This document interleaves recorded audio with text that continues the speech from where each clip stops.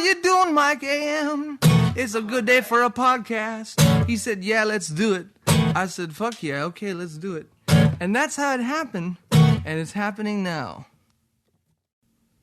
Let's do it. This is happening. Hey, it's real. Yeah. It was real before. Yeah, this is just realer. Yeah, exactly, because... This is just more real. Yeah, we are in the studio. It's like realer than real. With Leo Dragtoe. Hey, how's it going? Pretty good, man. You? Yeah. Nice to see you again. Yeah. I already likewise. said that, but now I'm saying It's it okay, on the show. You said that when we were rehearsing. Yeah. Did it feel genuine? Yeah. Cool. It was a good rehearsal. Yeah, exactly. Yeah. So hi, how are you? I'm good. Yeah, I'm good too. Thanks for coming over, reminding me that I have a podcast. Yeah. When these come out, I'm going to put them. I mean, they're all ready. You can go and listen to unedited versions of them, and there's good stuff in there, but I'm going to dig out the good stuff. Oh, you're gonna mine the good stuff out, eh? Mine the good stuff, yeah. All right. So usually I have like a little set list of questions like, oh, what do I want to know? What's your favorite food? What's your favorite color, Leo? Well, I guess it doesn't classify as a color. I love gray and black. And black. But gray most of all. But I guess that's not a color, is it? It's a shade? It's a shade. Okay, I also love the color blue. So probably like my first favorite shade is gray. And then I like black. And then I like blue. Yeah. Cool. What about you? Do you have a favorite? Purple. Purple? That's a great color. Right? I've got nothing against purple. It's just not my favorite. Yeah. Well, if it was your favorite, then you'd be me and I'd be you. Wow. That'd be strange. And Then you'd be talking to yourself. I wish I could remember what Ace Ventura says when he's rescuing that raccoon. Don't we all? I wouldn't do that. Well, if you would... See, exactly. I don't remember it. Now I'm trying to... It's okay. It's okay. They got the gist. The listeners got the... What listeners? Got the gist. Oh, there are listeners. The universe is listening. Yeah. So we were actually just talking about overcoming like nervousness around microphones. Yes. Because you can play music and you love music, you listen to music, and you can do it for yourself. You write some songs that, mean something to you, and you're doing it almost like as a recreational therapeutic thing. Mm-hmm. And then performance is very different from that. It's a different trip. It's a completely different trip. And nobody can prepare you for it. It's the kind of thing that you don't know what it feels like until you're actually right in the middle of it. Mm-hmm. Nobody can tell you, oh, this is how it feels, or this is what you should do, or this is what you should not do, or this is what you should focus on. It's completely different. And it feels like it pulls new things out of you because you're in this kind of heightened state of awareness. Yeah. But also there are traps you fall into within that, like an instinct to back away from the microphone because perhaps your voice gets so loud in the monitor. And that was one thing for me that when I was hearing myself, it's like, no, the sound guy's there making sure it's not too loud and like hurting people, right? It's like if you're hearing yourself, now you're in the correct range. Yeah. You're like, what do you mean? I don't want to be this loud. No, please. Yeah, it's I think too that it's pretty.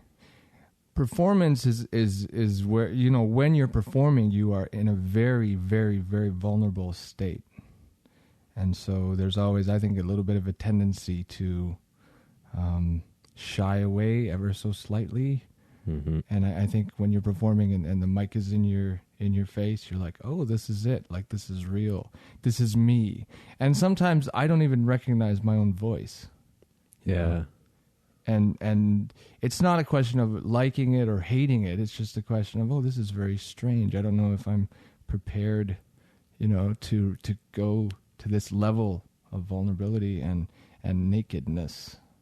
Mm-hmm. I think it's it's the most vulnerable I've ever been is when I'm performing. Performing on stage. Yeah. So I guess for those that don't know, Leo, you're I think of you as a blues folk songwriter. Yeah, man. I'm a blues guy. I'm a songwriter. I'm an artist. You know. I'm pretty much any label that you would want to use. I'm not really like a thrash metal guy. That's exactly where I was gonna go. Yeah, well, I guess I could be. Not so much. I could be on another planet if the time was right. Yeah. But I'm a singer. I'm a songwriter. I'm a blues guy, a blues man. Do you listen to any thrash metal? No, That just came okay. to mind, and I just, Think you'd like it? No. Oh.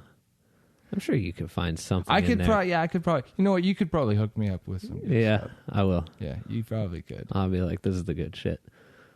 You're like a repository of musical genres, and I do like to find my favorite thing from every genre. It just makes my life easier as a music educator. yeah, You don't want to be the guy who like crushes a kid's dreams when it's just like, hey, 16-year-old kid who plays the bass, what do you want to learn? It's like, I listen to only gent music, and you're like, oh, yeah, all right. I've heard Meshuggah. That's great. Yeah. Let's start chipping away at this riff and bleed. there we go. Yeah. Bleeding is essential. You have to bleed at some point in the process. Otherwise, you're not doing it. You're not giving it 100%. You got to bleed. Yeah, you ever see that Yeah. picture of Zakk Wylde bleeding all over his guitar after shredding so hard at an Aussie show? No, but I'm sure it's great. Yeah, it looks really badass. Yeah, Yeah, I bet someone's got that tattooed on them somewhere. probably. Do you think that would feel good if someone got you tattooed on them? I think it would depend on the reason Good answer. why they got me tattooed, and you know, if it was like a sincere like gesture of flattery, then I would be like, oh, that's really cool. Yeah, that's great. See, when I asked the question, I didn't even think of it as possibly being like you just made my shit list, Leo, and they just like fucking tattooed your head along with a bunch of other people that they don't like. I was actually thinking in my younger days when I was naive and young, I was actually thinking of getting a tattoo of John Lee Hooker, who's my favorite artist of all time. Yeah. But then I thought, no, it's like I love him to death. I love every note that he ever played, but I don't need to tattoo him on my arm. You don't have any tattoos? No. Neither do I. I'd like to get some eventually. But I think it's become a bit of a trend. And I think sometimes when things become trendy, I'm like, oh, you know, it's like my 17-year-old self is like, I'm an individual. I don't want to be like everybody else. If everybody's getting a tattoo, then fuck that. I'm not going to, you know. But I like tattoos. I sing about tattoos. I have a song about tattoos. Have I heard that one? Yeah. I feel like I have. Yeah. Yeah. Looks good on you. Yes. Yeah. Yeah. I like tattoos. I like people with tattoos. And I think they're great. I just don't have any at the moment. Same here. Yeah, I never rule them out, though. Yeah, exactly. Don't rule the tattoos out. I feel like if I ever cross that threshold, it's just like tattoo central. Like Yeah. I got time and money on my hands, and You're now just gonna I'm go. like, You're just gonna go straight for the face. only the face. Yeah. Yeah. But just like really like unrelated things with no rhyme or reason to And I'll be like, dude, that's a really nice waterfall on your forehead. Wow. Yeah, it great. goes well with the Lucky Charms leprechaun Yeah. under my eye. Yeah. And Yeah. Roger Rabbit on your nose. Yeah. Mhm. That's fantastic. Yeah. Yeah. And then like a crucifix right here because my family's like really religious, you know. There you like, go. But I don't. There you go. Yeah. Just like a heritage thing, man. God will be very pleased. He'll look down and see your crucifix tattoo and be like, Oh, that's you. my boy. Yeah. Thanks, bud. Yeah. When I was in high school, I went to the dentist and they had the like box of like kids stuff, and I saw like a Spider-Man sticker in there, and I was like, can I have that Spider-Man sticker? And they're like, no, it's a temporary tattoo. And I was like, oh, cool, can I have it? They're like, usually those are just for kids. And I'm like, I'm a kid. Yeah. I'm like, yeah, whatever, here you go. And I put the Spider-Man, the temporary tattoo on my wrist, Yeah. And then people thought it was real. And yeah, I corrected them, of course, and they were just like, "Oh, you should actually get that." And I was like, "It does look really cool, doesn't it?" Are you a Spider-Man guy? I loved Spider-Man, and I still do. That's I fine. think Yeah. someone said the other day, Tobey Maguire was the best Spider-Man, and I was like, he's top 3. I love them all for sure. Yeah, that's fine. Who do you think is the best Spider-Man? Oh, I don't even know. I kind of like the cartoon guy. Remember the Spider-Man cartoon? The 90s cartoon Yeah, or no, the 70s? no, like the 70s one. Oh, You know? I remember at a very young age being like, "What is he slinging his webs to?" That's right. Because he's always over the buildings. Yeah. And he's doing the web slinging motion. And it's like you have to suspend your disbelief. Yeah. You have to assume that he's slinging the web onto something. Some tall building Something. in the distance. Yeah. It's like, listen, kid, the animation technology was very limited at this time. They can't just have a building every time he wants to. Yeah, but that's actually never bothered me. Like, even when you're watching an old rerun, it never bothers me that I don't know where the web. I just assume, the web is going where the web is supposed to go. Mm-hmm. It's Spider-Man. Come on. Wow. That's the difference between you and me, I guess. Oh, really? I think you're a very optimistic person. Yeah, I am. Yeah. It's one of my most prominent qualities, I think. There's a building there somewhere. Yeah, Person. there has to be. And if not, we'll be okay anyway. Like, if there's not a building anywhere and Spider-Man plunges to his death, it's okay. Like, I think really, like, in a huge cosmic sense, I actually believe very, very strongly that it's going to be cool, that everything is cool. Everything is not necessarily what it's supposed to be at this moment, but I think eventually it will be cool. I think that the universe was made out of love, and I think we're part of the universe, and I think the universe is in a progression back to love. But you think that belittles Spider-Man's accomplishments in any way? Oh, not at all. Not at all. No? No. Okay. No. You just think that some other hero would rise up Oh, yeah, in absolutely. the occasion that Spider-Man plummets to his death because there Absolutely. wasn't a building there. Absolutely. Kingpin starts taking over the city. Would come around. Then Mary Jane or Spider-Gwen. There's an AU, alternate universe Spider-Man series No. I didn't. where Gwen Stacy, Spider-Man's blonde girlfriend, lesser talked about, gets bitten by the radioactive spider. Wow. And Peter Parker is actually mutated later into like this spider freak thing, and she has to kill him. Good gracious. Something like that, yeah. Wow. Talk about sexual tension. Yeah, right? It's like, I used to have a huge crush on you, but now you're a spider monster trying to devour New York. I love you, but I have to kill you. I used to love her, but I had to kill her. Yeah, Who's that? Yeah. No. Do you? No, it's not probably a do. popular song. Maybe you just wrote a song. Oh, I hope so. That would be good. Yeah. You ever listen to the Misfits?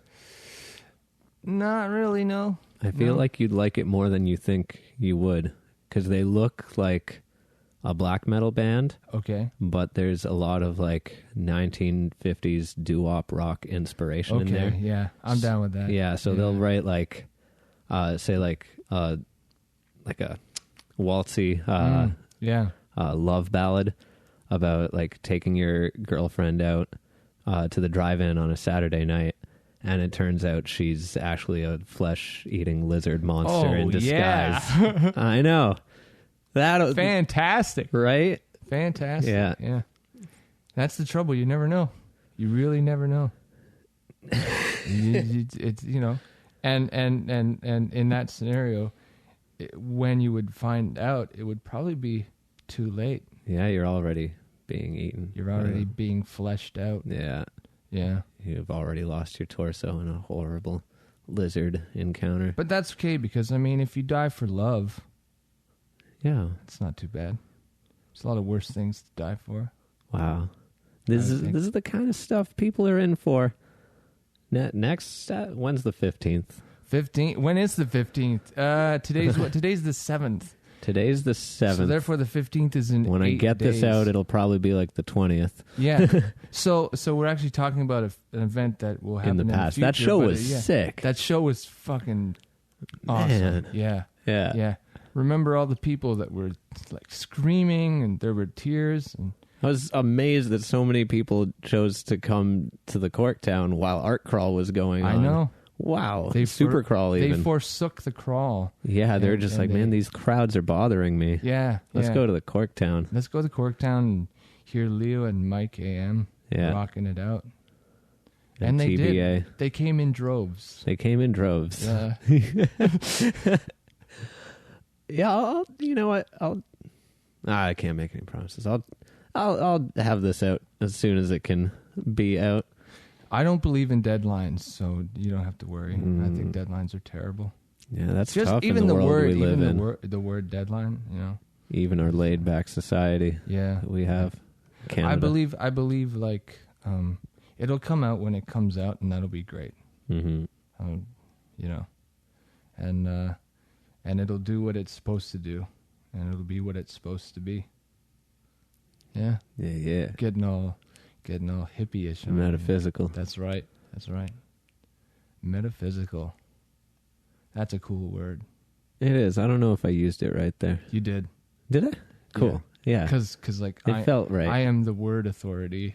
You are. Yeah. Yeah. I'm Captain Grammar. But Lord no, Grammar. Lord Grammar. Oh, yeah. Yeah. That's me. Lord Grammar. Yep. Yeah, I'm sure. It fit. I think it fit. It was good. I think there's leeway too. There's like a certain poetic license that you have. Exactly. It's like this is a podcast. We can say what we're still kind of in a free society. We can Kind of say what we would like to say. Yeah. I mean, if everyone uses the word literally to mean the exact opposite. I mean, most words now have their intended meaning. Yeah. And then the opposite meaning. Yeah. Like you use it. It's so strange. Mm-hmm. I find one like, you killed that. Yeah. Being like, Yeah. you won. You were victorious. You completely were amazing. Yeah, like at the dance recital. Yeah. But then like people need to one up themselves every time, because like if that dance was good and they killed it, and the next person murdered it, and then the next person Destroyed like disemboweled that dance performance, that public speaking event. It's strange. It's strange the way that words go, and they kind of because vocabulary is a very fluid thing, obviously, and it's informed by culture and society and all these things. So it changes over time. It's an interesting thing, how words change. I was at a jam once, and I was grooving with this Caribbean drummer, and I was having such a great time, and he was so good. And then at the end of the jam, which was a while, he was like, "You one bad bass player," and he was kind of laughing. Yeah, and I was like, "Oh my god!" I was overplaying a bit. Oh no! I was, and then I started like second guessing everything. I had just been having like a great time, like me and this drummer backing up everyone who was going. Yeah. And I was like, what if he means I'm shit? What if he's just like, dude, why are you playing all these fills? Why don't you hold it down? I find like musically speaking, especially like the ego is so fragile. Yeah. So fragile. And somebody will say something like that. Hey man, you're a bad bass player. And depending on the situation, you're like, oh no, I never want to play bass again. Yeah, I'll just burn this. Yeah. And then someone has to come up and it's like, actually, sometimes people mean good when they say bad. And you're like, what? Sometimes bad means good. What dangerous times we live in. I know. I feel sorry for the kids out there. Bad means good. They feel sorry for us. They probably do, yeah. They understand it. We're becoming obsolete. Yeah. Yeah. I feel that young people understand. I feel if you want to understand, you have to be young. Mm-hmm. You know.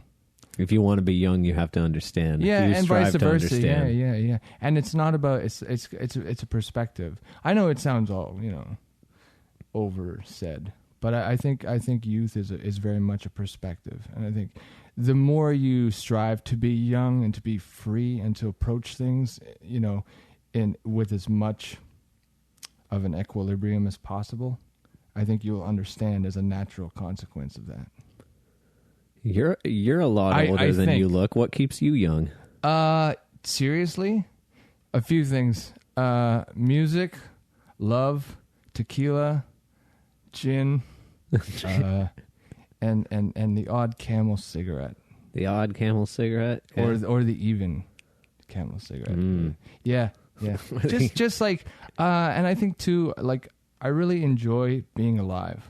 I really do. I think it's a wonderful gig, and so I guess I can't even really definitively say, well, I'm young because I eat, 3 eggs a day. I don't think there's a hard and fast rule. I think partly too it must have something to do with genetics. Mm-hmm. I don't know why or how, but I think maybe I just have the hipster gene or something. The hipster gene. Yeah. It's just like you grow some fuzz and put on a fedora, and all of a sudden you're getting ID'd at the liquor store. I have been ID'd. Like, you've been ID'd? Oh yeah. Oh my God. Yeah. Like, I've been ID'd at shows. There was one show I went to where the guy asked me for ID, and I didn't bring any because I figured, he'll let me in. He's like, no, sorry, dude. And then one of the guys in one of the bands that was there came out and vouched for me. Said, no, he's a geezer. Let him in. He's a geezer. Yeah. It worked though? Yeah, well, eventually, yeah, it worked. But I guess it was a compliment. I guess like, to be ID'd at the age of... It doesn't feel like a compliment when you're standing outside in a strange city. No, because you want to get into the show. Yeah, exactly. It's like, stop being nice. Let me in the fucking show, man. My band, Zero Fire. I play bass for the metal band Zero Fire. Zero Fire. That is a really good name. Thanks. It's a good band name. Thank you. Eric, the drummer, we were in Toronto, and there's a lot less give and with the, bartenders, the liquor laws over there, because I think they just get kind of like inspected a lot more frequently. Yeah, there's more bureaucracy. Yeah, there's more business in the bureaucracy. Whereas here in Hamilton, it's kind of just we're cool. Yeah, for now. For now, I think it's interesting to see you talk about the progression of words and language, and then like, okay, so what is the progression of like cities?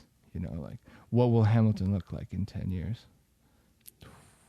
Did you see have you seen pictures of Toronto when they're just building the, I almost said Eiffel Tower, the CN Tower, and there's no other buildings of any height around it. It's just this one thing in the middle, and they're like, come look at our tall building. And now it's just like a sea of empty condos. Are they empty? Apparently, a lot of them are, because it's so overpriced. Really? That, people either can't afford them, or they buy them and they don't live in them because they have 5 other houses in Malibu, and they just come to their condo every third Monday for 5 minutes. That's upsetting. Yeah, it is. So. I don't know though. I think at least Airbnbs. Well, probably they all are now. Yeah, they all are. But I think what's really cool about our fair city is that it's got a lot of dirt and grit and heart. Mm-hmm. So I'm hoping that the whole shift towards this gentrification, that we can sort of create something that's really interesting and positive out of it.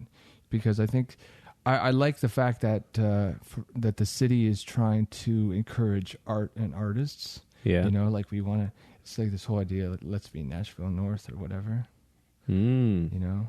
I would love to be from. I'm from Hamilton. I'm from Hamilton. I love it. Yeah. I love it. I would be very happy to stay here for I don't want to try to turn it into Nashville North, but I'd be happy if people started recognizing it as that, which I think it kind of has been. I think it's becoming for a while. Yeah, it's becoming that. And I think it's a great place. And aside from the actual business of it. Yeah. Do you know Adrian Ferrugia at all? No. A local jazz pianist. He was I love jazz piano though. I Yeah. should probably check him out. Yeah. You were playing at Zyla's the other day. He plays there fairly frequently. Yeah. But he made a Facebook post and he did the math on what musicians made back in the day. And like what that would be with, the cost conversion. Yeah. It was like $1,100. Like a gig was like the norm. Yeah. By today's standards. Yeah. Which is really sad. That would be really nice. Yeah, right? And you would get $1,100. residency gigs because there were no DJs. Yeah. So they would just be like, your band is hired to play here 6 nights a week all month. Yeah. You live in the, above the bar and are granted this space to rehearse in and make sure you have kind of fresh stuff every day. And it would be a real job. That's where it's at too. If you can get a residency gig, because then you can really get in touch with the place. Mm-hmm. I think that when you're dealing with gigs, there's so many elements and so many components. You have the artist or the musician or whatever you want to call them. That's one component, and then you have the audience. And if the audience is a good audience, if they're engaged and they're excited about it, then the gig is better. Or if they're not, sometimes the gig is kind of like, or if they're, and also you have the venue, because I think every venue has its own character and quality. Yeah. And that kind of informs the music and all that kind of stuff. Yeah. What's a scenario where I'll think of a scenario. The Staircase I found. They don't do open mics there anymore. No, right? they kind of stopped doing it. It's sad. But it is what it is, Yeah, honestly, I try to. The whole music situation can be sad at times if you're comparing it to old times. It's still. That's where we met. Was at the Staircase, I believe. The Staircase. I think so. Like actually, like met. Like, oh hi, how are you? Yeah. Yeah. Oh, it's a great spot. It still is a great spot. But that was what I was going to say. Actually, I remember first noticing you were playing percussion from the audience. Yeah. And I was like, yo, this guy's rhythm is on point. Thank you very much. This is dope. And then you sang later, and I loved your songs. And I bet you say that to everybody on the podcast. Well, obviously, I wouldn't have people I think suck on the show. Just like, hey, no, that's cool though. I'm glad. I just awkwardly like, it would be. So what do you do? It'd be terrible if it was like, well, Leo, your percussion was amazing, but when you started to sing, man, I don't know. Yeah, kind of bummed me out. Yeah. I think that's how people feel about my songs. No, I don't think so. I think you're pretty on point too, man. Yeah, thanks. I'm actually, I consider myself a percussionist in a rhythm guitar player's body. I think percussion is like, I dig that, where I start from. Yeah, I watched all that Richie Havens stuff that you laid on me. He's the one of the ultimate influences on me, because what he did was he took percussion and he said, "Oh, I can do this on a guitar. I can make the guitar into something that is a percussive force." His chord shapes are legit, but he's kind of moving in these sort of blocks. Yep. And so it's almost like playing on one drum and then moving to another one. I think that's almost how he's approaching it. Yeah. And his rhythm is just phenomenal. There's one cover that he does that he really takes a lot of creative liberty with, and I can't remember. The cool thing about him too, like as a musician, was that he did a lot of covers. Yeah. And his style was so unique that when he did a cover, like, You're like, you know, ooh, let me hear him do that, this. yeah, let me hear. And you knew kind of what it was going to sound like. You'd say, if I say, oh, you know, Richie Havens is covering like Strawberry Fields, you kind of get a sense. Okay, I know what. But every time you hear it, it's like, oh man, that's gorgeous. That's gorgeous. Actually, does he do that? He does. Yeah, he does a cover of Strawberry Fields. Yeah, I gotta check that out later. he's also like he's one of those people, like Richie Havens, with a single acoustic guitar and a microphone. Mm-hmm. You listen to it and you're not missing anything. It's beautiful, and you're not missing anything. Although his band was tight as fuck. Yeah, I think that's the hallmark, in my opinion, of a really amazing musician and performer. I've said this before. It's not what they play; it's how they play it. And I think if your songs are scalable, Yeah, it's conducive to a longer career. yeah, I think, because if you get like this golden opportunity where you're in front of a lot of people, you wanna shake some butts. You Yes, wrangle sir. up a good bass player, a good drummer. that's the name of the game. And you do, yeah, exactly. But if you're just in a coffee house, like Neil Young has a Yeah. couple albums where he's just like, you know, at a place with a piano and a guitar. And they're fantastic. I don't know if you heard the one. It was released a while ago, but it was live at Massey Hall. Yes. Oh, yeah. And he just walked on stage with a guitar, and I assume there was a piano there because there's just a couple songs with piano, and it's incredible. It's incredible. Just the depth of and the directness of the music. Because there's nothing wrong with adding things and having bands and whatnot. But I think sometimes the more you add and the more you try to augment something, you lose a bit of the directness. Yeah. Because your ear is listening to 1,000 things, you know? I was saying this yesterday actually in a guitar lesson I was teaching, but when you have a couple of instruments, I was talking about the band Cream and how they would have like these marathon jam sessions, and they would have like these 2.5 hour shows. There's like these bootlegs where, you know, they'll rock out on a blues influenced couple of riffs, blues chord progression, and just kind of follow each other for like 8 minutes or something like that. Yeah. And it's only possible because it's a small group. So you only have 2 melodic instruments communicating, and then a rhythmic instrument that's reacting and keeping it on beat.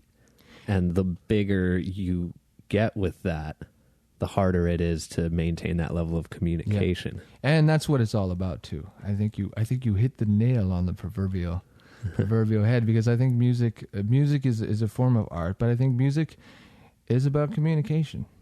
You know, between the artist and the audience, between the artist and him or herself and him or her subconscious, you know, dreams and desires and hopes and fears and all that. But it's also, I think, the communication between instruments, because music is a language, you know, and I think instruments communicate. And I think when you hear a group or people that are really tight, it's because they're communicating.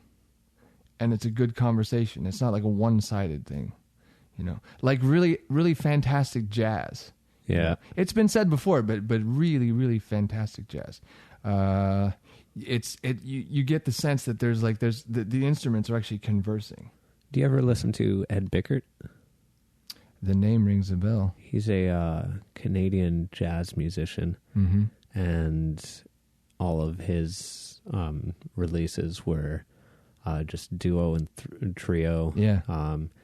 One is the instrumentation for the whole album is jazz guitar, upright bass, and trombone. Wow. And That's very an laid back, yeah. conversational, and it's really cool seeing a guitar player kind of navigate that without kind of running the show like you would as a rock and roll or folk musician, where you're playing the whole time, backing yourself up as a singer, whereas he falls into this kind of, sometimes he takes the lead and plays the melody, and other times, you know, the bass player takes a solo and he falls into these like small chords that just kind of support everything and keep everything on track. Yeah, because I think you have to like mute your ego a little bit. Mm-hmm. I think that's something. In order to play well and as part of a group, you have to think about, there are other people. It's just like being a human. Sometimes you have to think, there are other people in the world, and you have to try to get along with them and communicate with them, and they have to communicate with you. And as simple as it sounds, it's hard, man. It's hard to take care of yourself. Yeah. And in that struggle to just, take care of yourself, you can all of a sudden be like, holy moly, I've been a terrible person to other people. Yeah. Let's fix this. I Hopefully find you have the realization. sometimes like I find that I'm a little bit self-absorbed. Not in a way that I don't care about people, but I'm just really focused on like what I happen to be doing, and the world kind of goes on without me. And so I get that. Yeah. But it's always good to keep yourself in check and remember that there are other people on this huge spinning sphere, and people are great. That's what I love. I love human beings. I love all sorts of life forms, but human beings are really fantastic. Yeah. They stand out. Yeah. What about dolphins? Not a big dolphin. Not a big dolphin guy? I mean, I don't hate dolphins, but I'm not a dolphin. Like, if you asked me what your favorite animal is, I probably wouldn't say dolphin. Yeah, I don't know. I don't think about aquatic life too often. Yeah. But at the same time, when I do, I think about animals like dolphins and octopi. Yeah. And how researchers really kind of, they observe their forms of intelligence, and the way they're wired to take in the world and react to it is every bit as sophisticated as ours. Dolphins are kind of shifty too. Oh, they do. They're shifty. Oh, yeah. I mean, in every society, you're going to have some people who do some, and some weird habits, even like a fairly good or even just developing society. You're like, oh, these people are on the right track, but whoa, what are you doing? Yeah. In the baby making process, the male dolphins, not in the process, but the post baby making process, I hear they like eat babies, because the lady dolphin kind of like cuts off the male dolphin. It's like, okay, now I take care of baby, and he's like, you can't take care of baby if I eat baby. Now we do more sex. That logic is impeccable. I mean, I get, if she wants more babies, then. But then, so how does the next generation come about? Does the dad just get tired of eating? I'm so full. Yeah. The daddy dolphin's like, okay, you can stay. I'm full. Yeah, I am satiated in all departments. I will allow you to have these 3 offspring. So therefore, like any dolphin offspring, it's always like the eldest, I guess. Oh man, see, life is hard for any life form. All the other, but is it the eldest then, or is it always just the youngest survives? It's both, I guess. It just depends on how you slice it. You watch Planet Earth, and you watch how, you're rooting for the one running from the predator. Yeah. And then you see the predator, there's this one with golden eagles on like a mountaintop, and he's trying to eat a fox. So the fox is hunting like a little rabbit or some shrew, some pathetic, like little 70 calorie meal that will barely pay for the effort that it took to hunt the thing. It's kind of like eating potato chips. Yeah, exactly. Yeah, so anyway. He runs on a treadmill for an hour to eat one potato chip. And he's like, oh, this was a bad decision. Yeah. And then like, so then you're like, oh no, Bunny, get away from the fox. And then the eagle is hunting the fox. It's a big ass eagle, and it's like, you're tired, I'm hungry, I'm gonna get you, and then you're like, oh no, fox, get away from the eagle, and then a bigger eagle comes, and he's like, hey, that's mine. I'm gonna exercise my authority. I'm the alpha eagle. Yeah, and then in the scrap with the fox and the eagle, the biggest eagle is like, expends so much energy in this frozen tundra and sustains so many injuries that it dies too. Oh man. And you're like, well, life just sucks for everyone. You're like, oh man, he died. Yeah. they all died. All this struggle, and then they all died. Yeah. I just thought of something else that keeps me young. I'm going to do a shameless plug. Yeah. I have no connection to this whatsoever. Bone Shaker beer. Oh. Have you ever had Bone Shaker beer? Yeah. That was my jam God. for Bone Shaker whenever I was going to Augusta. Yeah. Amsterdam Brewery, I believe, in the fair city of Toronto. Tirana. When I was in England this past spring, were you across the pond? I went across the pond to do some sightseeing, meet some people. Just looking at all the beef eaters. And I was on the train. We visited Oxford. Oh, excuse me. Just visiting. Oxford. Don't worry, we were getting shifty looks the whole time. Yeah. And it was really funny because this girl was talking about, I wouldn't say I was eavesdropping. She was talking really loudly right next to me. Sometimes you can't help it. Exactly. I'm just hearing what's being said. I have ears. Yeah. So, they're going to pick up. Yeah. sound. I assume that she knows that I have ears. And if you're talking for the benefit of the entire train, I'm going to hear you. Yeah. Anyway. Continue. So she was planning a trip to Toronto. And one of the main stops was Drake's restaurant.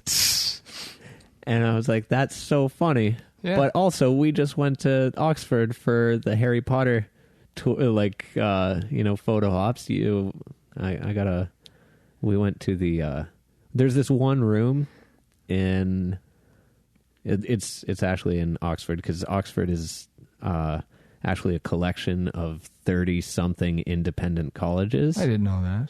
Yeah, it's a city that is just all Oxbridge. Up of colleges. Oxbridge. So there's Cambridge and Oxford. Oh, yeah. And then all these other ones, little ones like Christchurch. The Christchurch Dining Hall, they based the Hogwarts Dining Hall off of that. All right.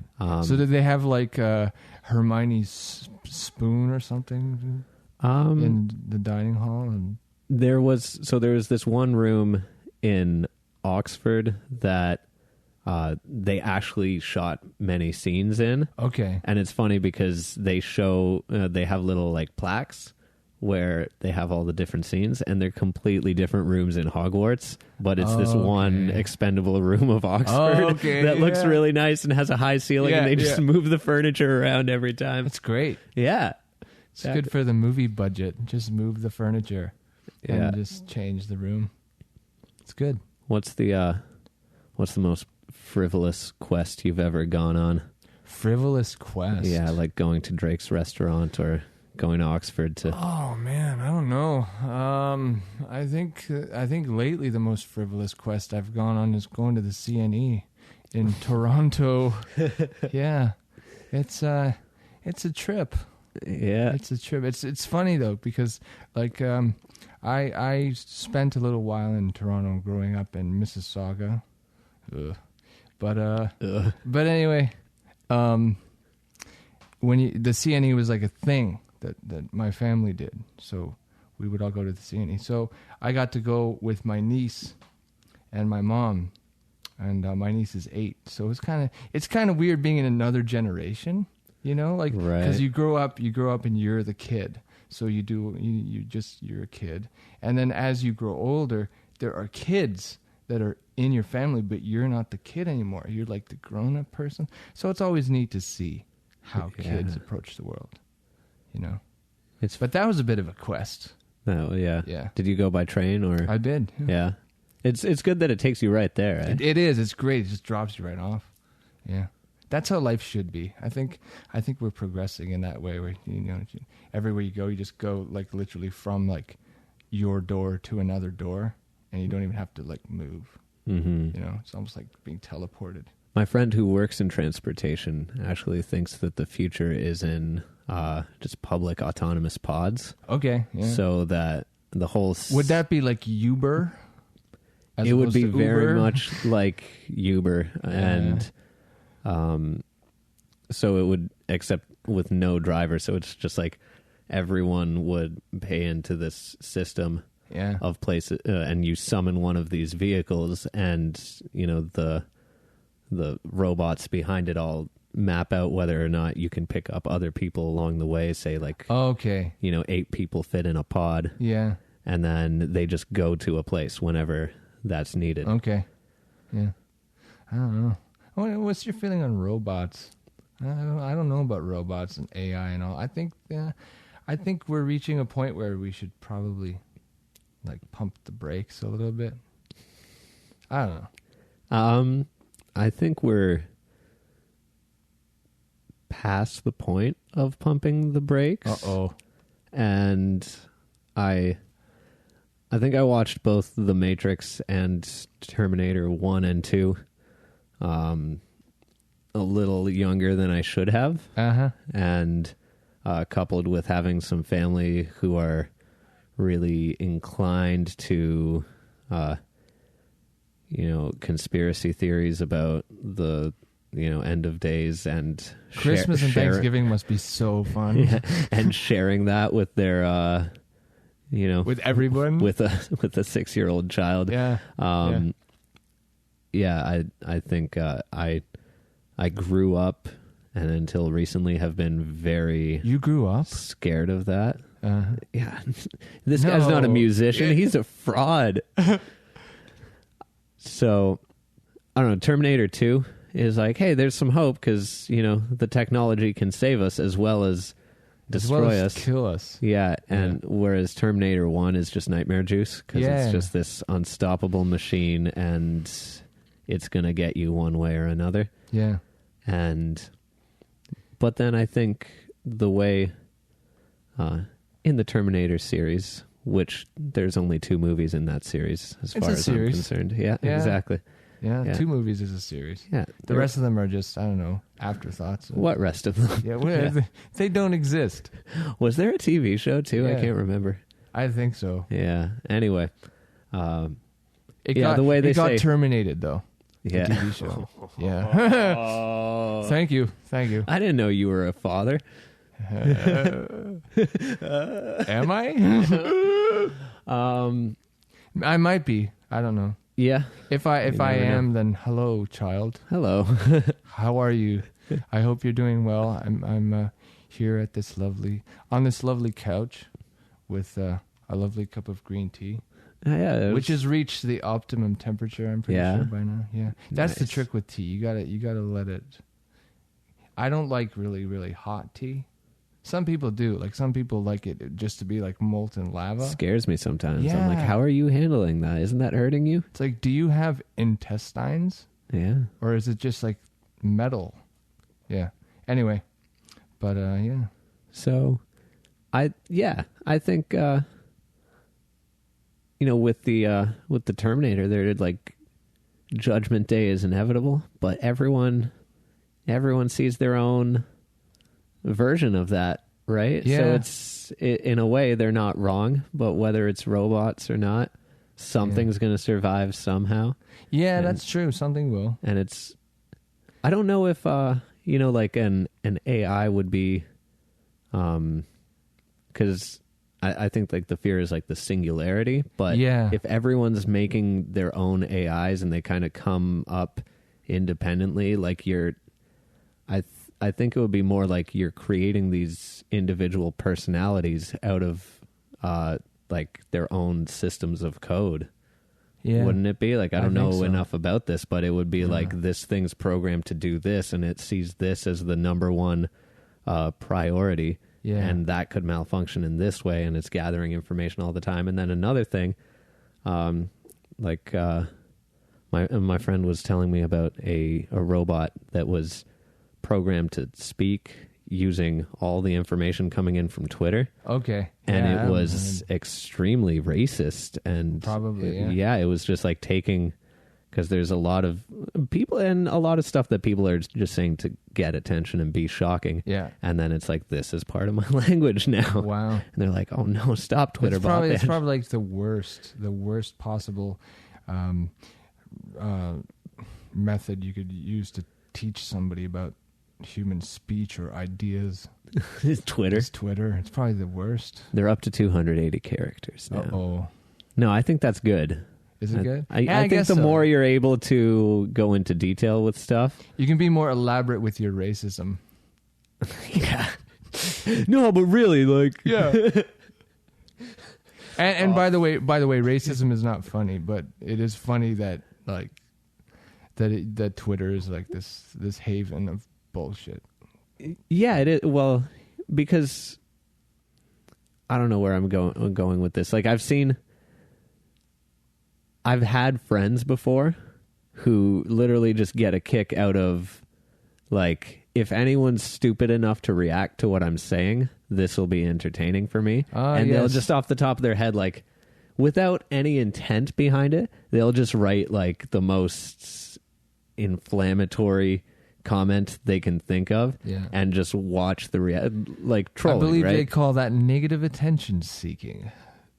Yeah, but I don't like when my one friend who I witnessed doing this. There was no. It was almost just like a habit. It was like recreational. Yeah, it was like there was like he didn't have any of these beliefs, but he just really.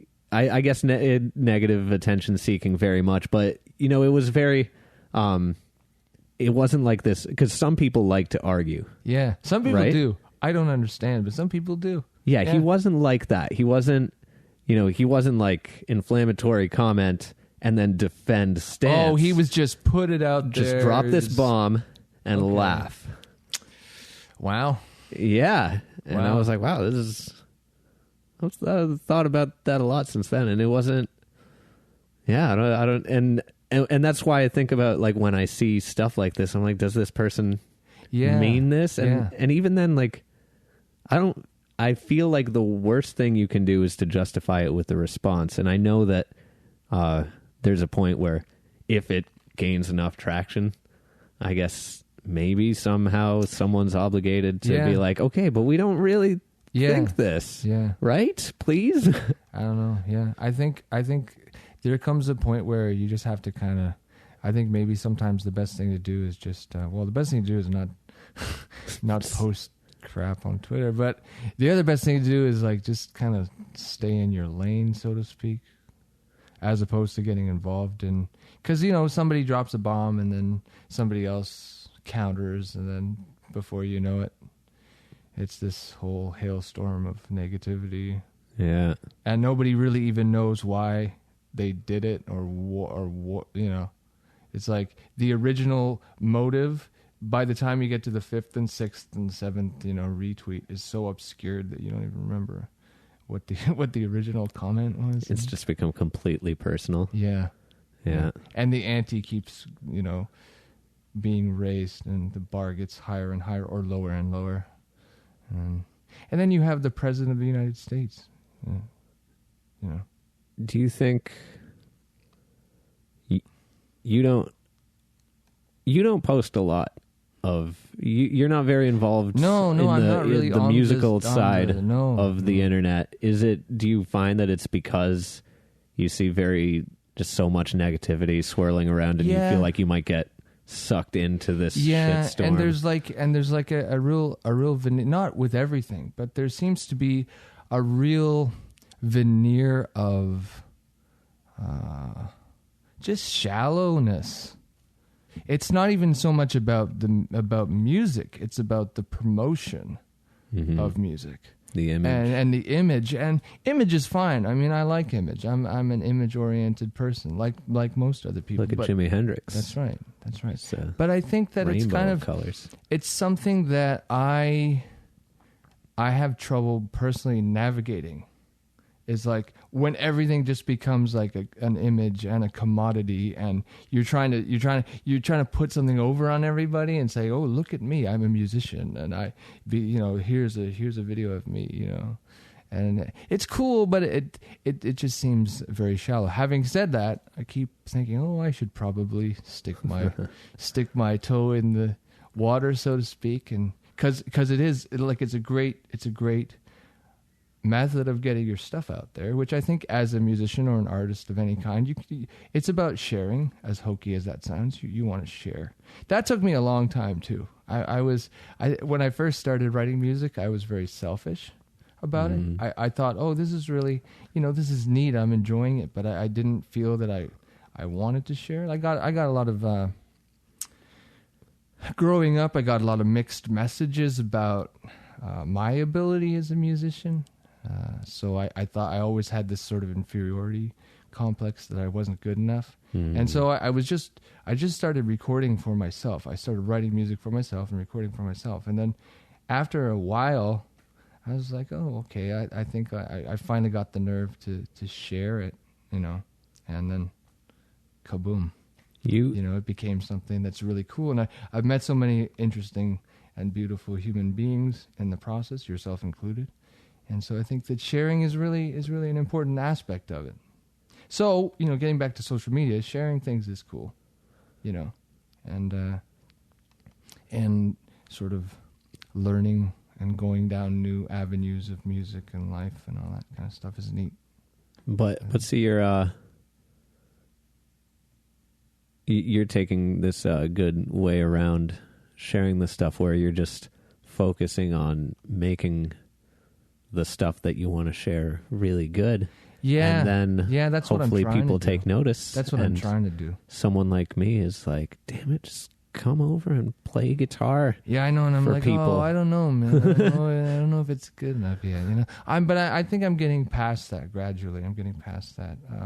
Like the Staircase was sort of my first regular sharing that I did. Yeah.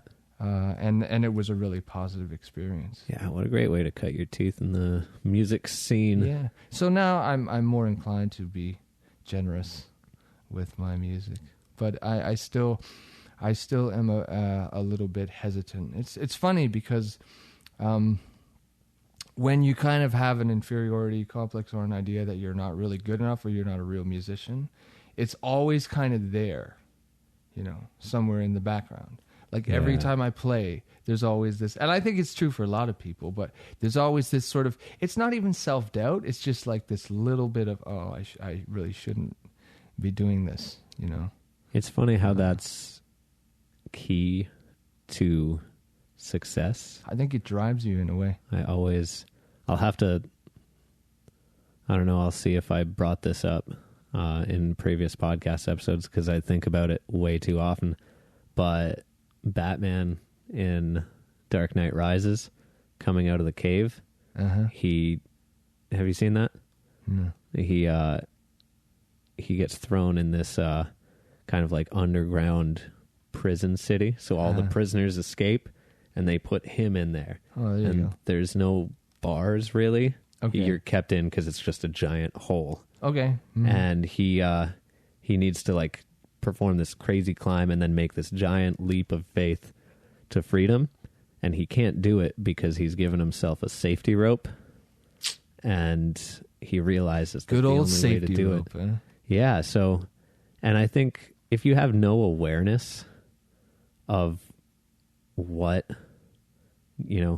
sounding like the best version of the song you wrote is, then you won't be scared and you won't have that heightened sense of awareness required to do it properly and be in the moment and get into that same headspace where you wrote it. Because sometimes you write a song where, maybe the lyrics are a little dark or they're about something painful, and you need to go there in front of a lot of people in order to genuinely communicate. Yeah. And you have to go there in an authentic way. Yeah. Like you can't, and once you're there, you're there. Yeah. And then there's no turning back. Okay, breakup song, even though I'm in a happy, committed relationship. And Go. oh, yeah. Like, that's... Yeah. And oh, yes, now I remember. Yeah. I remember how terrible that phase of my life was. Yeah. Yeah. But it's, I totally agree with you. Like, I have some songs, there are some songs that I will not play, that I've written, that I won't play because of the significance to me, and the sort of, the I guess the negativity on a personal level, because we write music for a lot of things, and one of the reasons we write music or songs or whatever is to like deal with that. Yeah. That like really terrible negativity. Like, this is the worst moment of my life. And sometimes the things that are the most compelling in a negative way end up being songs because there's so much energy involved with the expression of that. But I've written songs that I will never ever play. I played them like once or twice, and I'm like, okay, that's it. I can't do it anymore. There's no. Was it because like no one the experience that it was about was too specific, and you felt like no one would relate to it? No, it was the experience itself was something that I don't ever want to revisit, because when I revisit the experience, there's a lot of self-loathing that comes with it.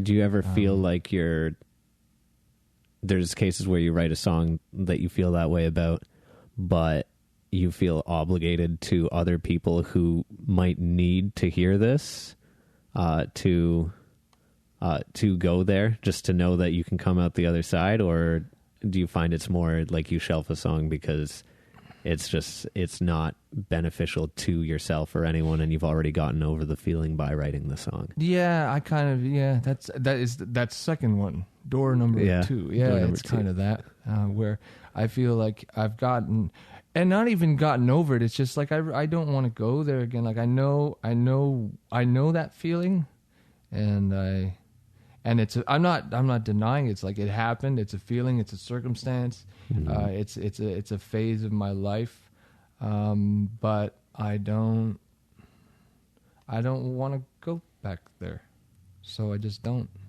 and I think that's cool. I think that's your prerogative as a songwriter. It's like, and here it gets into the dichotomy. On the one hand, you want to share. And on the other hand, there are certain things that you write that it's not about sharing. It's about, this has to get out. Otherwise, it's going to explode and implode. It's going to do some damage. Yeah. So I think there's at least for me, there are songs and feelings that I've written about that I don't ever want to sing about. But I had to write them. Yeah. I feel that. Yeah. I'm glad. Songwriting. Yay, songwriting. Shoot, what? Hold up. Time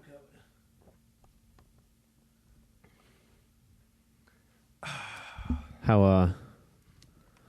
How hard is your 4 o'clock get out of here time? Oh, it's not that hard. Like, what time is it now? It's 3:43.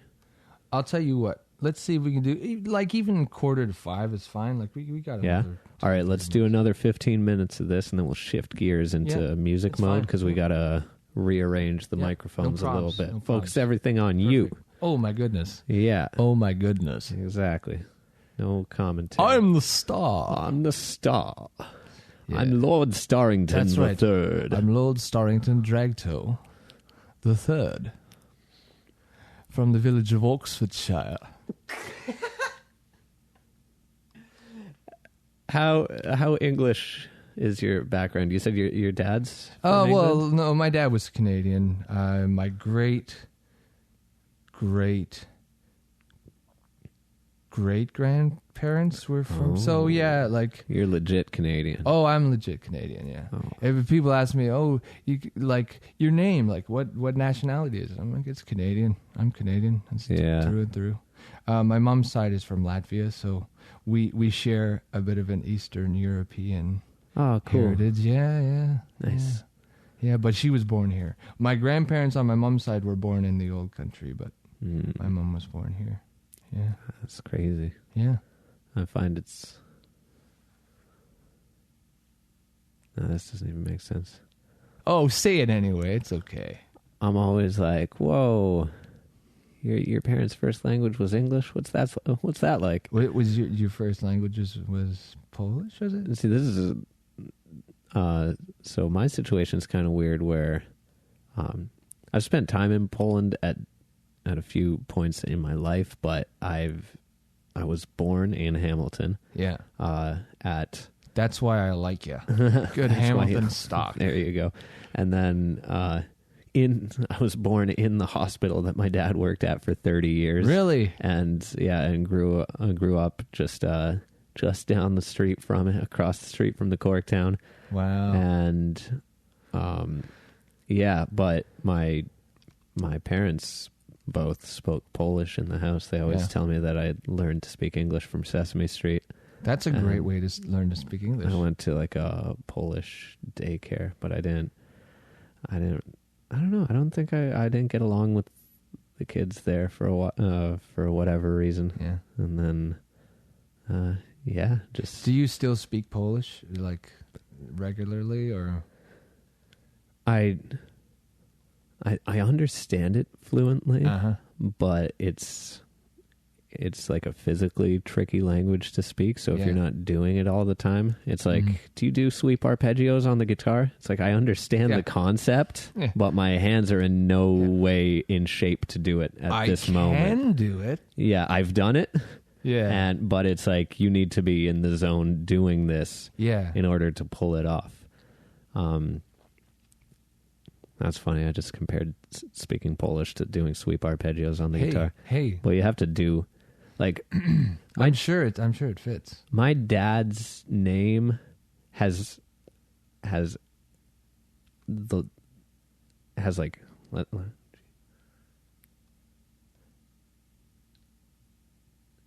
my dad's name has 8 letters in it. Yeah. And one of them is a vowel. Wow. Yeah. His last name or his first name? His first name. His first name. Grzegorz. Oh my goodness. There are 2 R's and 2 Z's in that word. Yeah. And you have to roll the R's just a little bit. Wow. That's cool. That's like you can call him Greg, though. Fun with... Yeah, I was going to say, what do you call him? Probably Greg. Yeah. Yeah. That's Canada for you. Who's that? Oh, it's Greg. That's Greg. Yeah. Yeah. I love it.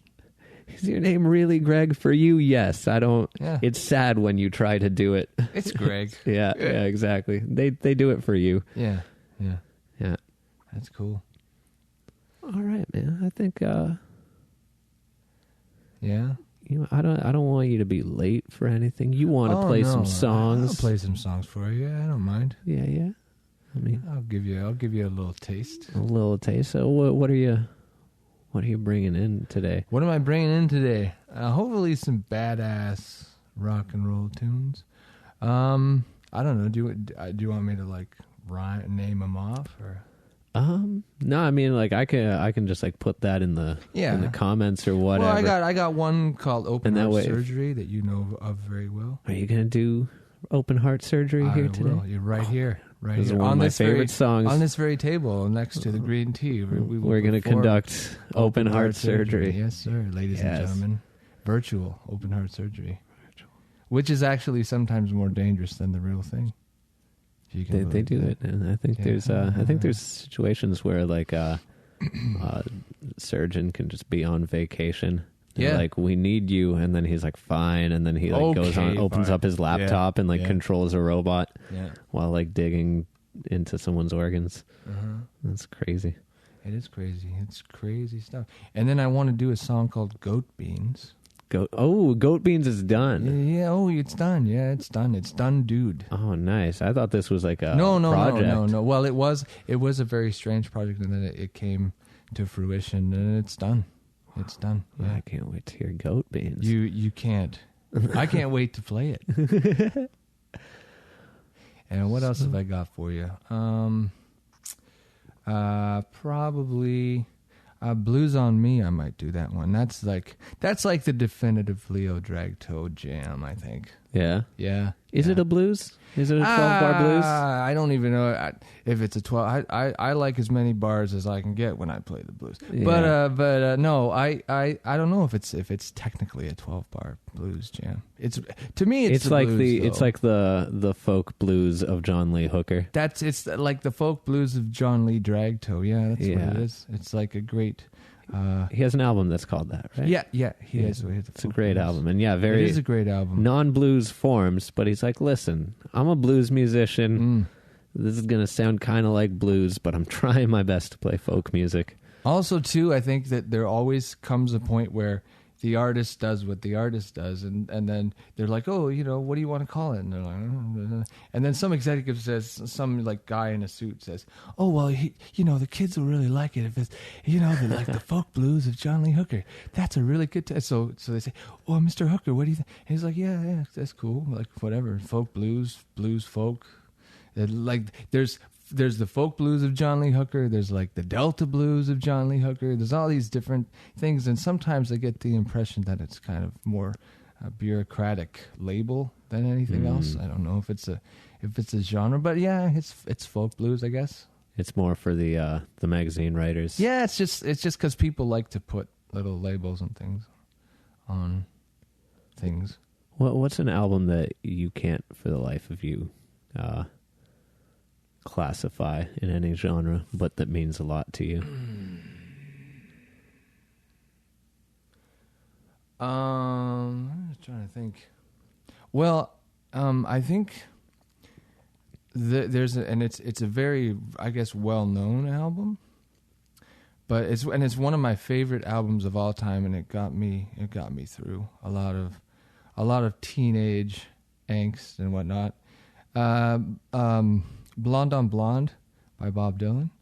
And the reason I have trouble classifying it is because he uses so many different styles of music and tempos and even lyrical perspectives.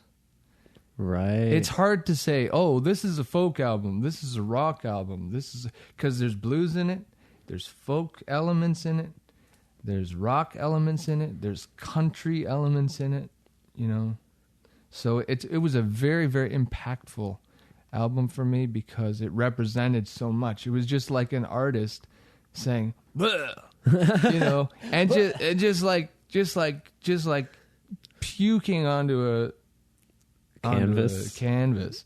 And then afterwards, it's like, oh, this song, sounds kind of like country. And this song had this blues. And you start seeing things in the puke. Yeah. That's kind of like Exile on Main Street. Yeah, it's the same. Like yeah, it's the same kind of thing. Yeah, which is another great album because it's like, what is it? Yeah, is it it's the Stones, but what are they doing? How can we classify this? And I think that's a really cool thing. If you can kind of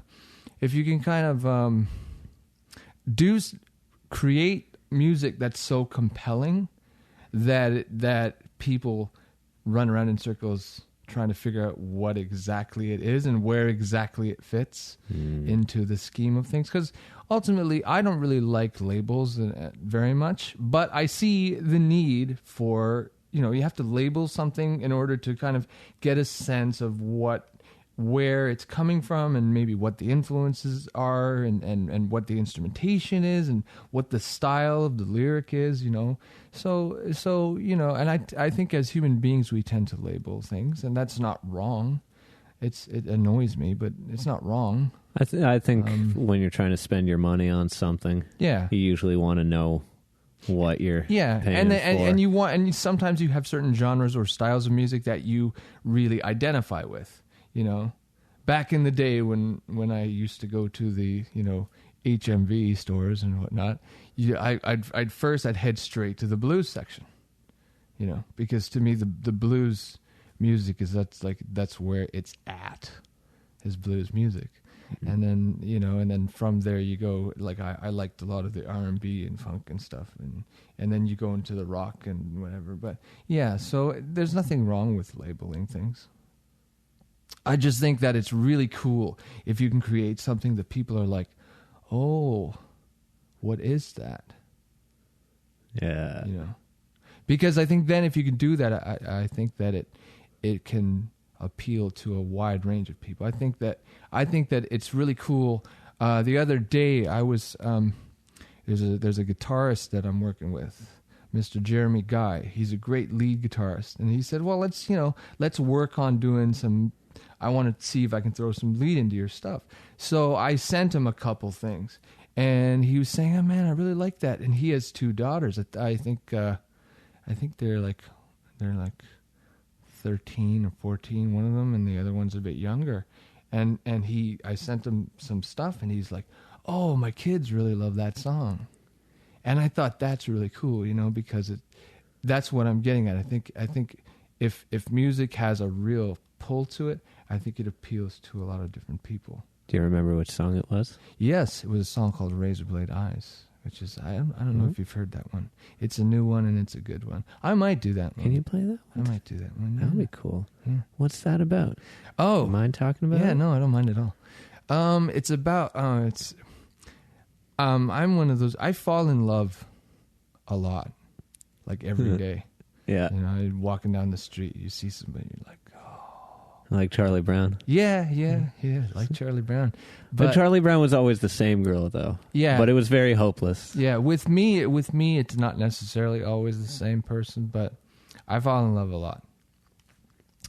As I guess, you know, we all do to one extent or another. But so this song is about the experience of when you look at somebody and they're, for whatever reason, their eyes just fucking pierce into the membrane of your soul. And Razorblade eyes. And it's about that experience. It's about that real amazing off the wall attraction that hits you.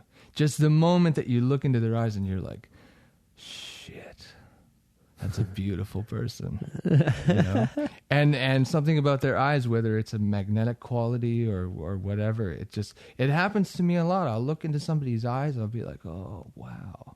And then, you know, eventually I wrote a song about it.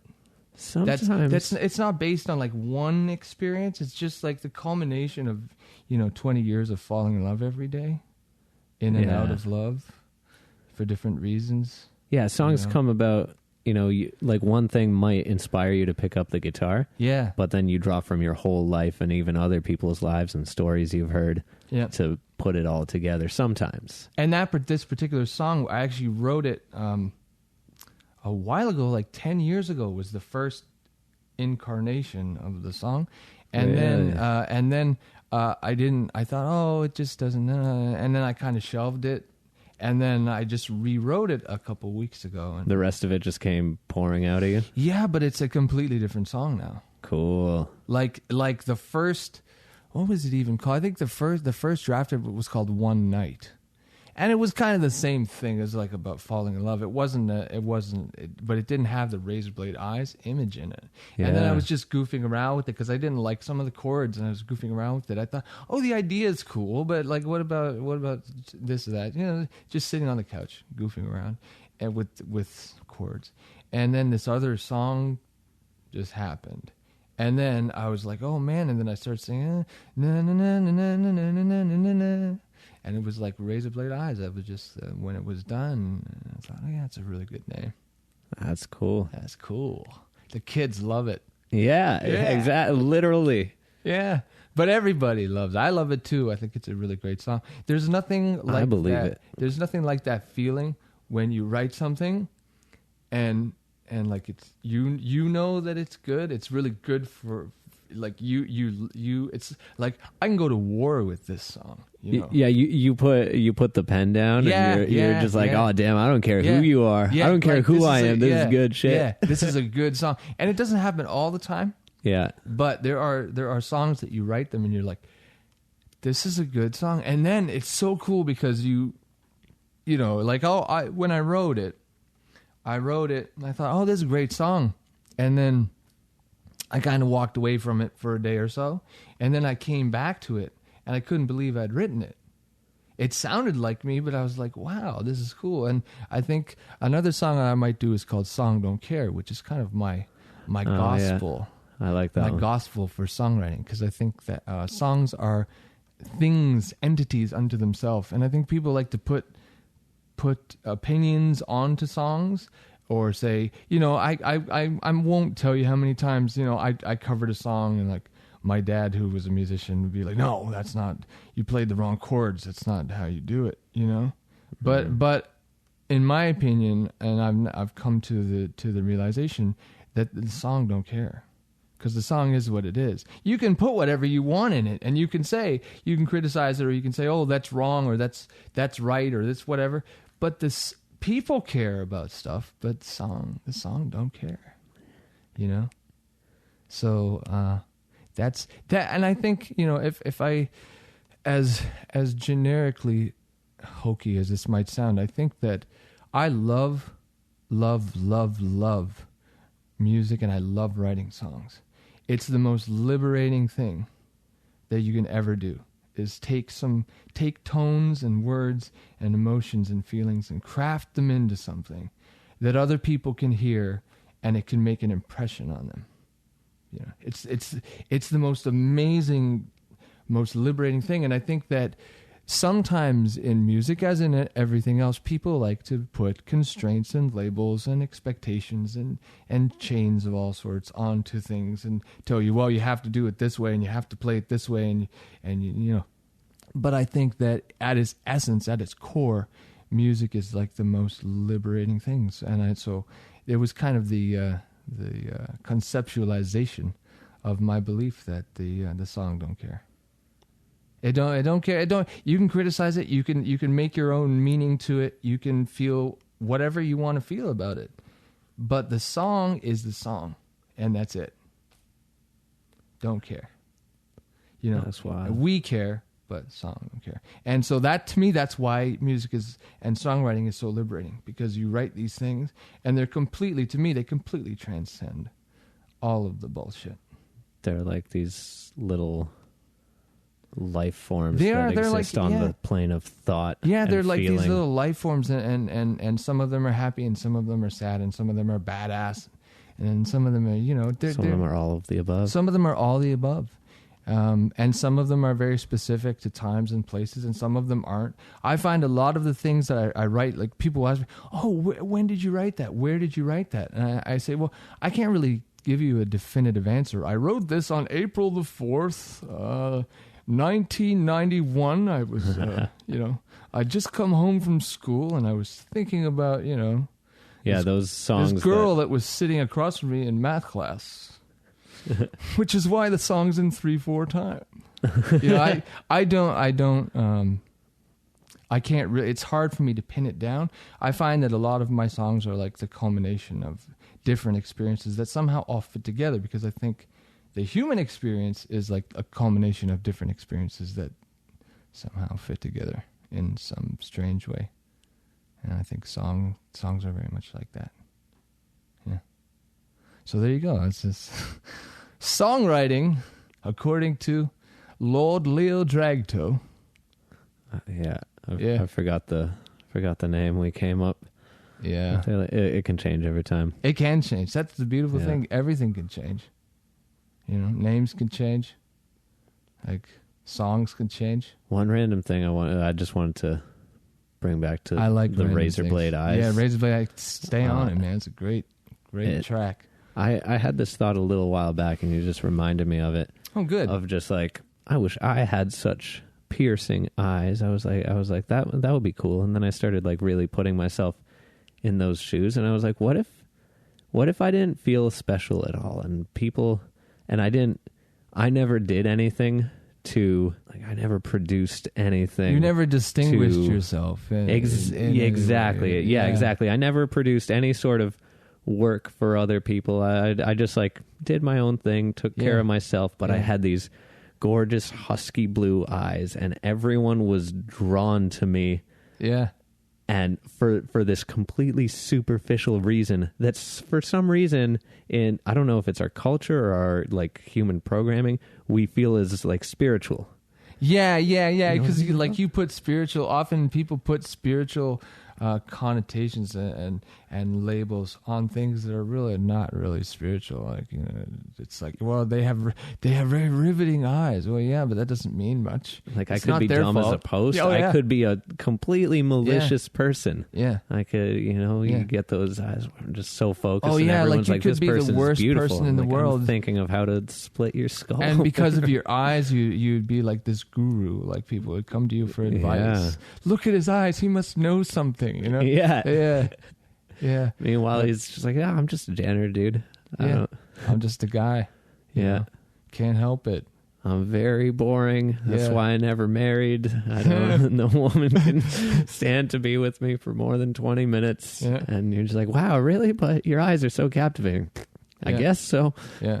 I'm not a guru. I work at Harvey's. Yeah. Yeah. Not to say that you can't work at Harvey's and be a guru. Oh, I'm sure you know there are what? some I very, think that most of the actual, real, authentic gurus in the world probably work at Harvey's. 100%. I was buying water shoes for my upcoming trek to Costa Rica. Oh, nice. I don't know if I mentioned that, but No. I'm going to Costa Rica for a month. Good for you, man. Thank you. That's And great. I think so everybody should go to Costa Rica for a month. it's pretty fantastic. Yeah. If you Is it just if- a vacay, or is it like a It's like a weird vacation where like my girlfriend is involved with this yoga school out there. okay? Wow. And they're just like, can you stay here? You're just the and backup. keep an eye band. on the place. Wow. Yeah, exactly. I'm the You're like the doo-wop singer in the I'm the back. bass player. Oh, yeah. I'm the bass player. You know what, though?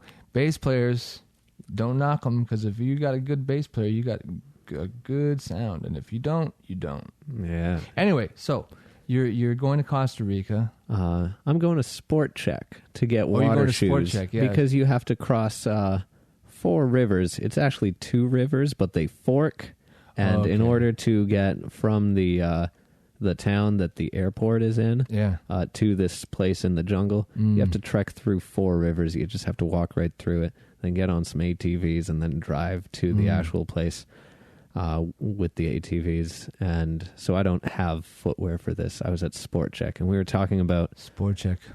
and It's I'm a just good place for footwear if you want to get footwear, I guess. yeah, you it's know? specialty footwear. Yeah, it's exactly. water shoes. Water shoes. Yeah, Water shoes. Never thought about that. Anywho, the guru that I encountered in the footwear section at Sport Check, this guy just had like the most grounded aura I've ever encountered. Maybe he was just like really baked or a little hungover or something like that, but I just felt like I could not be nervous around this person. There's a few people I've met who have had this energy. Yeah. And he was like he was just so ready to help me find the shoes, and like he's like, oh, I don't know if we have those, and he's not getting Yeah. worked up Yeah. about anything. He's just going at a slow but not like a small town slow pace where you're like, oh my god. Yeah, he's just grooving. Yeah, he's in the groove. You know. Exactly. Yeah. And I was It's just- beautiful when you see somebody who's in the groove. Yeah. Yeah. Yeah, exactly. It's hard to get in sometimes, but when you see somebody who's grooving. If So you was that got the end of the right story? bit- He That just- he that was was just- the story. That's the Harvey's. Yeah, guru, I you know? have no doubt that the people who really know what's going on, a lot of them are not necessarily They don't do anything. in like positions of prominence, and that's why, because they know what's going on. And if they didn't, then they'd probably be the CEO of some, they have all the capability to be whatever they would want to be, but they get it. And so they don't sell out to the evil that is modern society, Yeah. steeped in corporate bullshit. But then again, if you're working for But if the you're working for corporate Harvey, or you can never for the sport man. check, Yeah, exactly. The man Then is you're the just man. like, giving your life away Yeah. for the least that they can legally pay you. It's terrible. Yeah. It's terrible. But it's okay, because I think in a certain sense it's like one of my favorite songs by John Lennon, Across the Universe. Nothing's gonna change my world. And there's a certain sense, and here we get back to, songwriting and art and all that. you have the capability to create your own world to a point. And I think as a human being, it behooves you to try and figure out what that is and to create it. Indeed. And you have the capability to do that. So, all right. Let's enter your world. Oh, please, let's. Oh, don't you like that segue? I've been that practicing. that was pretty smooth.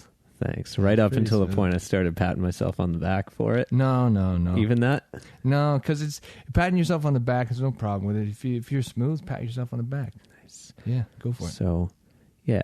If this comes out before September 15th, come to the Corktown on September 15th.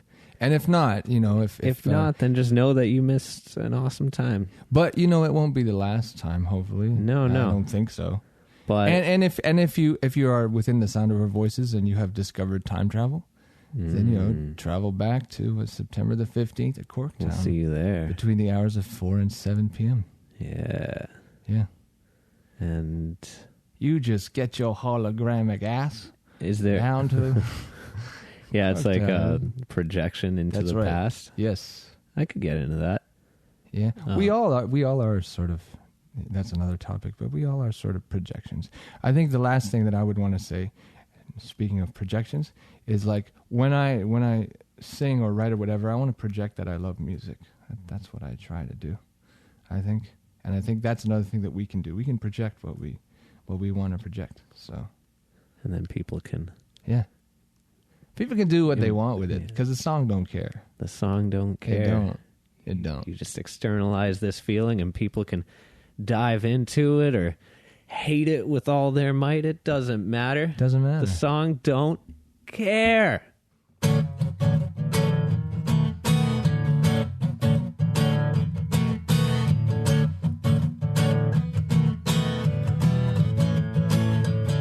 You might be a big deal, song don't care, keeping it real, song don't care, we all know how you feel. Song don't care at all. You might be young and hot, song don't care, then again maybe not, but the song don't care. Come on, shake what you got, song don't care at all. If you sing it 'cause you love it, and you love it when you sing, all those critic voices, they don't mean a thing. If you play it like you feel it, and you feel it when you play, don't you let nobody ever stand in the way, because the song don't. No, the song don't. No, the song don't. No, song don't care at all. You might hit a wrong chord, song don't care. Might be ignored, but the song don't care. Hallelujah, praise the Lord, song don't care at all. Wars come and they go, song don't care. Flowers grow, but the song don't care. So nice to know, song don't care at all. If you sing it 'cause you love it, and you love it when you sing, all those critic voices, well, they don't mean shit. If you play it like you feel it, and you feel it when you play, don't you let nobody ever stand in the way, because the song don't. No, the song don't. No, the song don't. Oh, the song don't care at all. No. I want you all to know that the song don't care about the color of your hair, about the color of your eyes, or if you're wearing a disguise. Be who you want to be. That's all right with you, and that's all right with me. And I'm here to tell you the song don't care at all. No, it don't care. Okay, that's one.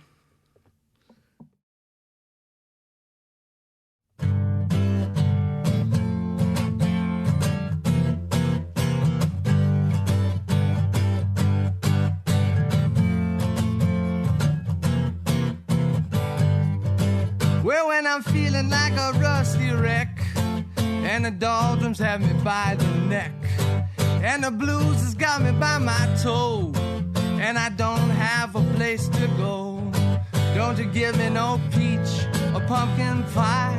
You already know the reason why. Please don't send me no creme brulee. Listen very carefully to what I have to say. Give me goat beans, give me back my happy. Goat beans, make it snappy. Give me goat beans, I like hard. Good for your mind, good for your heart. Give me goat beans, give me back my happy. Give me goat beans, why don't you make it snappy? Give me goat beans every day and every night. I'm gonna tell you, it's alright, it's alright, it's alright, it's alright, yeah, yeah, yeah, yeah, yeah, yeah. Dum dum dum dum dum dum dum dum dum dum dum dum do do do. Hey, yeah, yeah, yeah. When I'm feeling lost and out of place, and the doldrums have me in the face, and I'm looking like a dirty sock. Oh, baby, please don't even knock. Don't you send me no peach or pumpkin pie. I already told you the reason why. And please don't send me no creme brulee, 'cause that won't do me no how, no way. Give me gold beans, give me back my happy. Gold beans, make it snappy. Gold beans, I like hard. Good for your brain, good for your heart. Give me gold beans, give me back my happy. Gold beans, make it snappy. Give me gold beans every day and every night.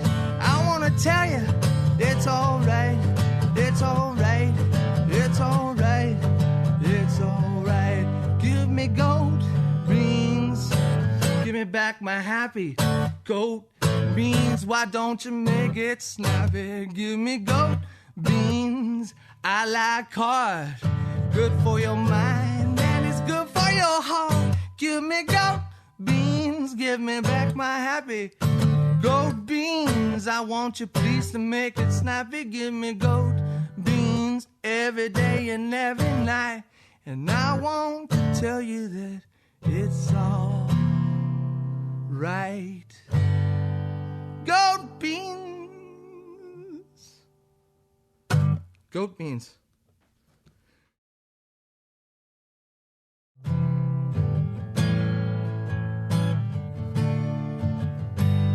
Oh, yeah, yeah, yeah, yeah, yeah. I didn't know. Nobody told me falling is easy, easy to do. Hang on your breath, wait for your footsteps. One little white lie turned out to be true. Cut through my heart, make the incision, carry these scars the rest of my life. Love is that sweet drug we're all yelling about. First it makes you crazy, then it knocks you out. And you said you loved me, and that there would be no strings attached. But I'm not your guitar. Baby, why'd you play me like that? Life is a game, everyone's losing, walking in circles day after day. Open my eyes, my head is spinning. Seems like tomorrow, so far away. Cut through my heart, take what you needed, carry these scars the rest of my life. Love is that sweet drug we're all trying to score. First it makes you crazy, then you need some more. Oh, when you said you loved me, and that there would be no strings attached. No, no, no, but I'm not your guitar. Baby, why'd you play me like that? Baby, why'd you play me like that? Baby, why'd you play me like that?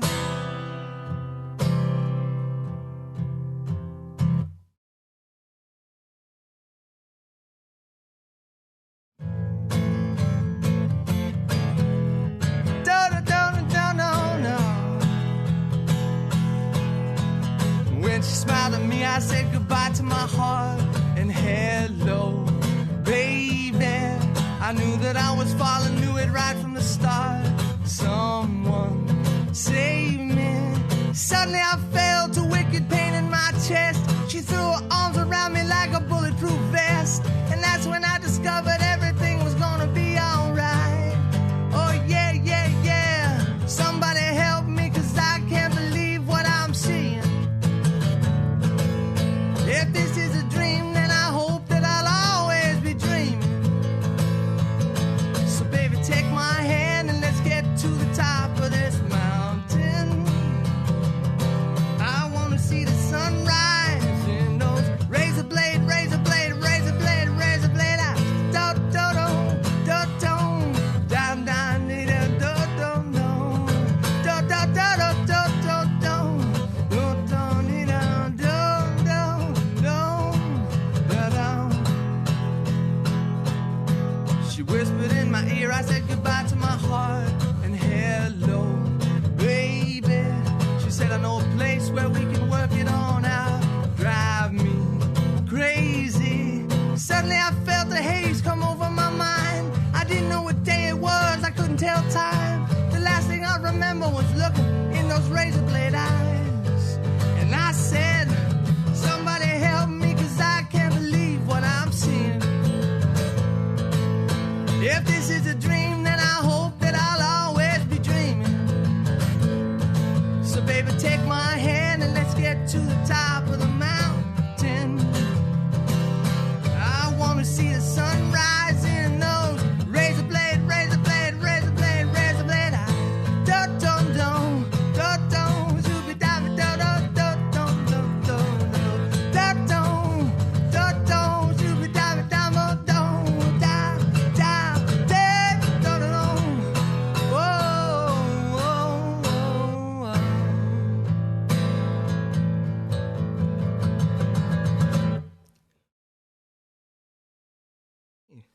Pretty straightforward. It's a blues track. It's about what happens when your heart breaks in half.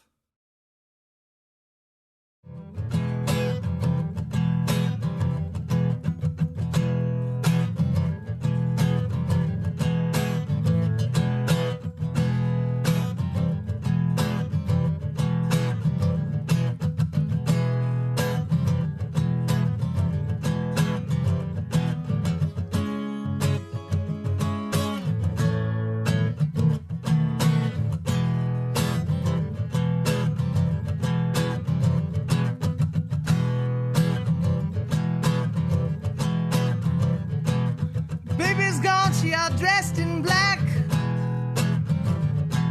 One-way ticket down a one-way track.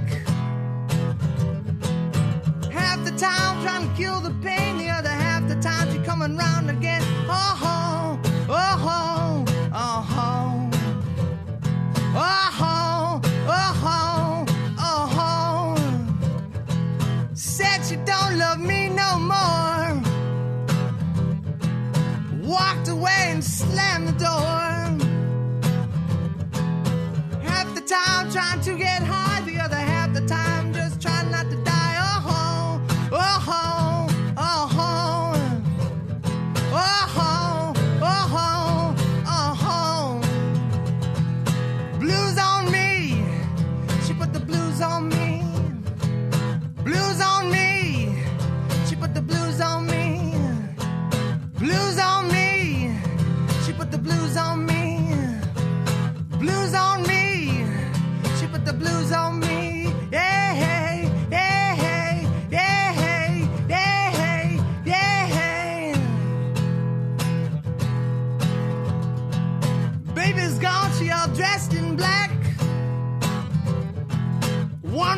it down a one-way track.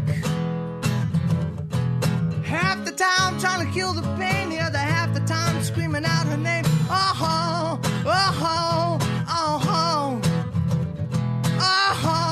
oh, oh, oh. Blues on me, she put the blues on me. Blues on me, she put the blues on me. Yeah, yeah, yeah, yeah. Blues on me, she put the blues on me. Blues on me, she put the blues on me. Yeah, yeah, yeah, yeah, yeah, yeah, yeah, yeah, yeah, yeah, yeah, yeah, yeah, yeah, yeah, yeah, yeah, yeah.